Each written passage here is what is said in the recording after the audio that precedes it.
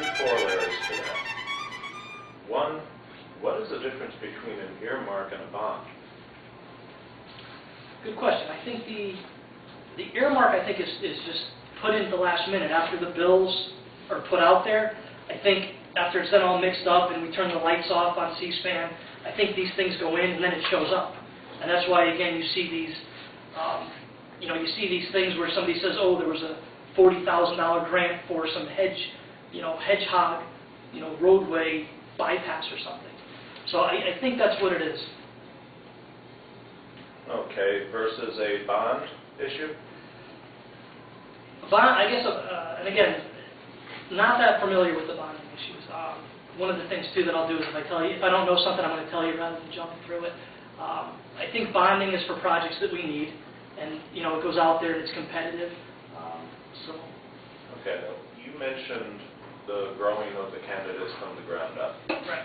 Dr. Walter Williams, noted economist, said that that's one of the main problems we have with all of these earmarks, that we grow our candidates from the ground up where they're used to being elected because they can bring a lot of earmarks back.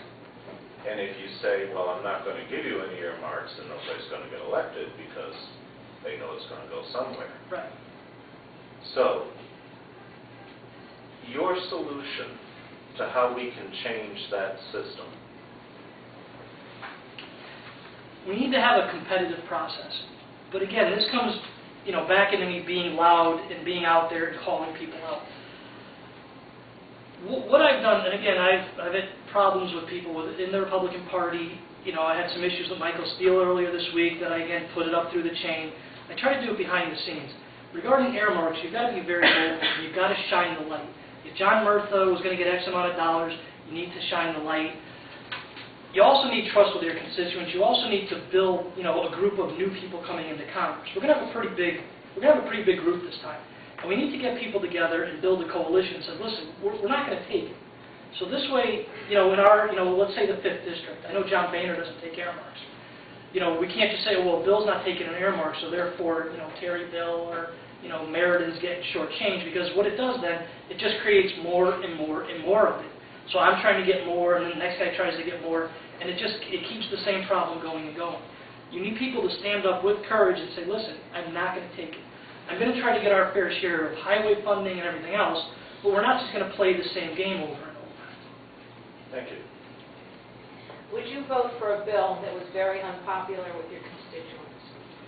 Somebody asked me that question once, and for the longest time, I said, well, I'm trying to be a representative. And what that means is being a representative of the people in the district. So I would have to go, with the majority of people, of the voters. And they kept saying, is there anything you can see that wasn't? And I thought. And I finally did come up with one thing. Let's say in the 5th District, listen, in Cheshire we had a horrific crime 3 years ago. Let's say that led to a move in the district to, in Connecticut, let's ban handguns, whatever, some crazy law. And let's say 65% or 70% of the people were for it. Well, that would go against the Constitution. So at that point, we would have to side with the Constitution rather than just the public will. I can't think of too many other instances where that would, again, if you gave me an example saying, how would you do on this issue? Well, actually, in Cheshire, I think the gun purchases went up. Right. Oh, no, listen, I agree exactly. But I'm saying, let's say that had turned the opposite way, let's say D.C. or Chicago or something, and it created this, groundswell of, well, we need to get guns out. And if everybody started saying, we need you to vote, for this gun ban, I wouldn't do that because it went against the Constitution, even though the constituents wanted it. But I can't think of another one yet. So.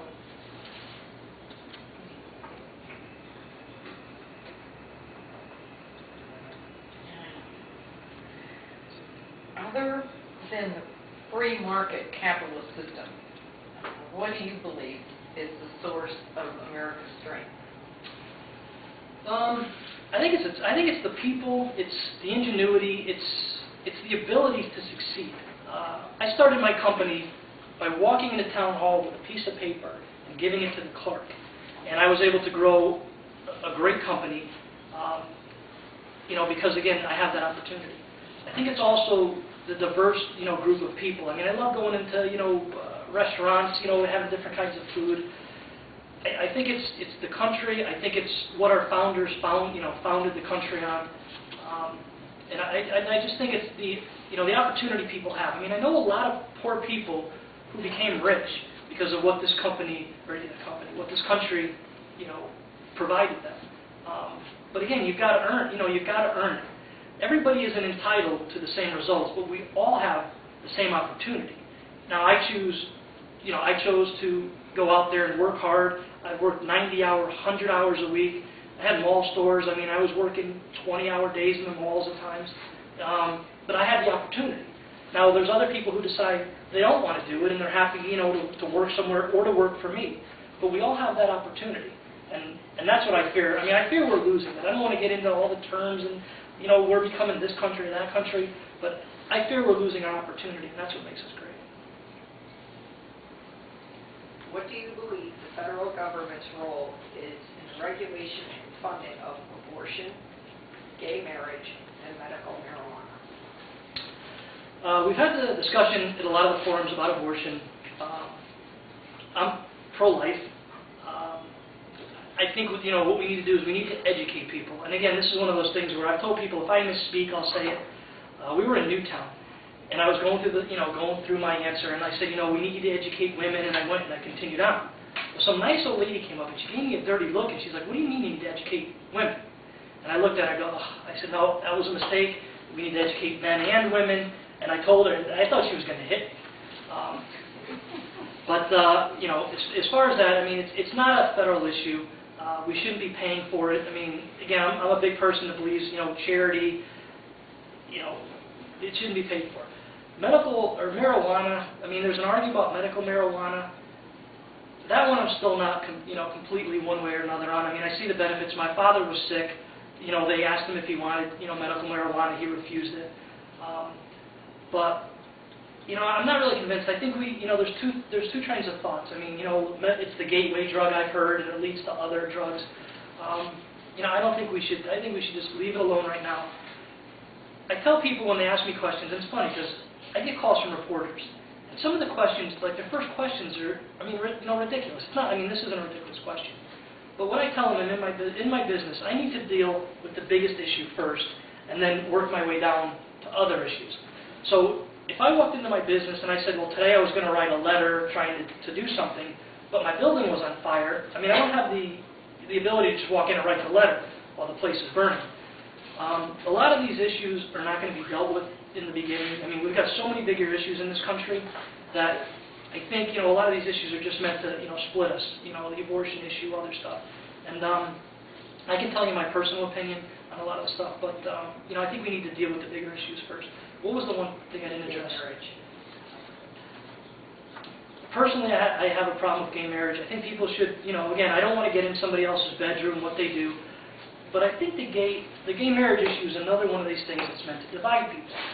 Once you oppose it, you're a hater, not, it's not that you think that, marriage, again, marriage has a definition. You can't go back and redefine the word. Marriage is a man and a woman. Now, we can call something else, and I'm for civil unions and let them have all the same, letting them have all the same rights.